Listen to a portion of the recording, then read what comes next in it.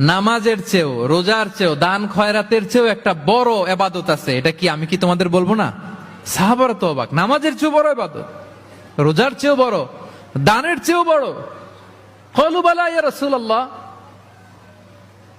সাহাবারা বললেন অবশ্যই হে নবী, হ্যাঁ আপনি বলেন সেটা কি? বিষ্ণু সাল্লাল্লাহু আলাইহি ওয়াসাল্লাম বললেন ইসলাহু যাতিল বাইন, বিবাদমান দুই গ্রুপকে মাঝখান দিয়ে যে মিলিয়ে দেয়া।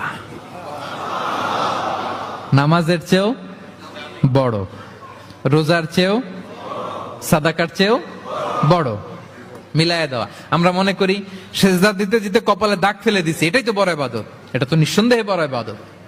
আমরা মনে করি হজ করতে করতে শেষ করে ফেলতেছি, এটাই বড় ইবাদত। জিকির করতে করতে আমরা দিনরাত এক করে ফেলতেছি, এগুলো তো নিঃসন্দেহে ইবাদত।